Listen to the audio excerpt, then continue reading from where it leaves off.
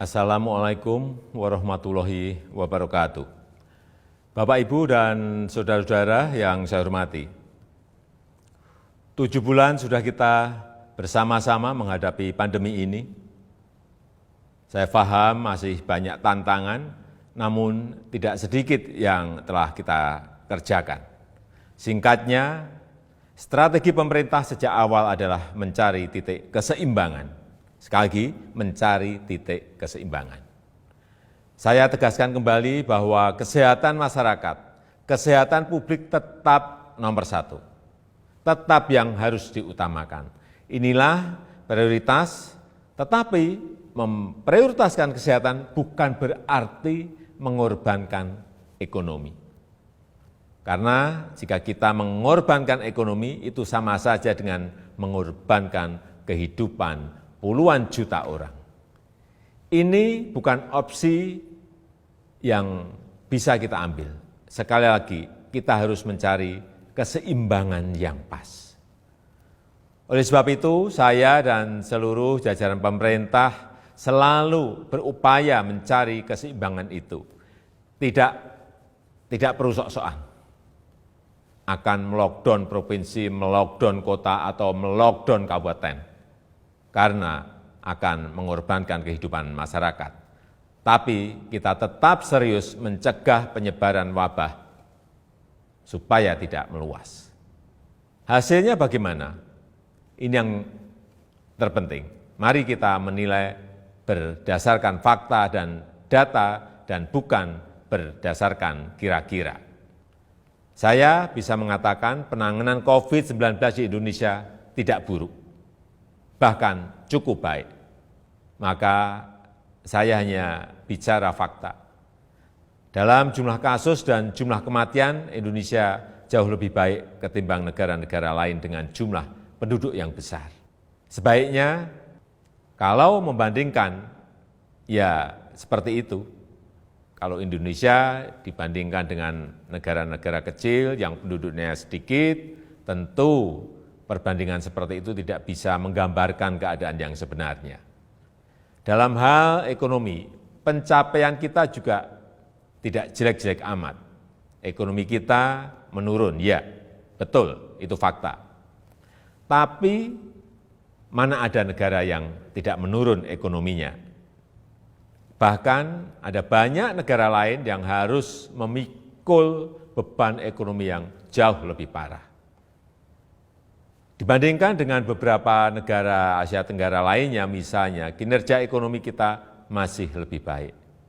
Sekali lagi, ini fakta. Ini harus kita ambil hikmahnya agar kita juga tetap optimis, dan tidak kehilangan harapan. Sekali lagi, saya tegaskan, kita harus tetap optimis. Bapak, Ibu, saudara-saudara sebangsa dan setanah air, banyak yang telah pemerintah lakukan, banyak sekali macam-macam programnya. Di tengah keterbatasan keuangan negara, saya mengambil risiko untuk mengatasi masalah ini. Angka-angkanya silahkan dilihat sendiri di tampilan yang ada di sini. Berapa ratus triliun yang kita kerahkan untuk mengatasi wabah maupun untuk membantu warga. Kendati demikian, saya juga belum puas. Saya ingin menteri-menteri lebih baik lagi dalam bekerja, mencari program yang lebih tepat sasaran. Semua harus terus kita perbaiki. Masih banyak kerja keras yang perlu kita kerjakan. Kita harus terus melakukan penyesuaian kebijakan, mencari yang lebih baik. Masyarakat jangan ragu untuk melapor. Menteri Dalam Negeri telah saya perintahkan untuk terus mendorong pemerintah daerah membuka keran-keran aduan atau masukan untuk perbaikan kebijakan ke depan. Setelah 7 bulan, banyak yang bisa kita pelajari dari wabah ini.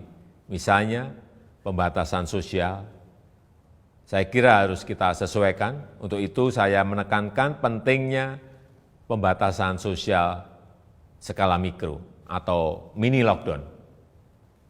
Kita buat lebih terarah, spesifik, fokus, tajam untuk mengatasi masalah COVID, tapi tidak membunuh ekonomi dan kehidupan masyarakat.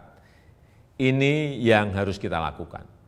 Penyesuaian kebijakan itu jangan dianggap pemerintah mencela-mencela. COVID ini masalah baru.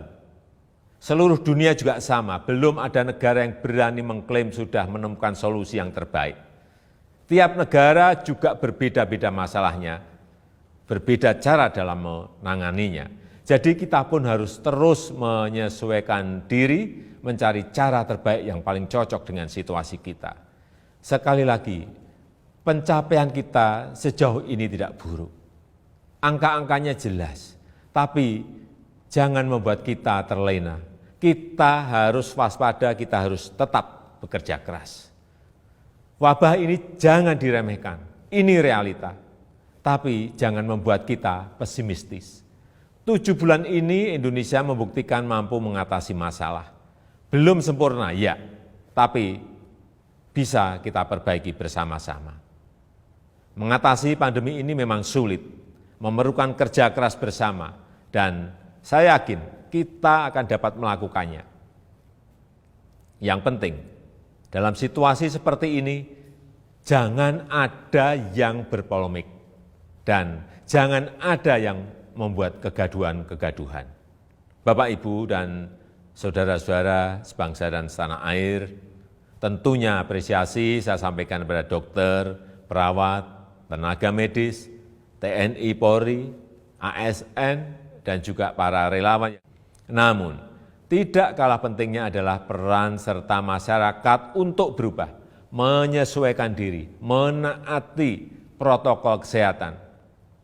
Lakukan dengan disiplin 3M, memakai masker, menjaga jarak, mencuci tangan.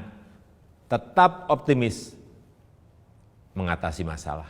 Saya percaya jika kita saling melindungi, saling membantu, saling mengingatkan satu sama lain, kita akan mampu melalui masa-masa sulit ini. Semoga Allah SWT, Tuhan yang Maha Kuasa, meridhoi dan memberkati segala upaya yang telah dan akan kita lakukan bersama-sama sehingga dapat keluar dari krisis ini. Terima kasih. Wassalamualaikum warahmatullahi wabarakatuh.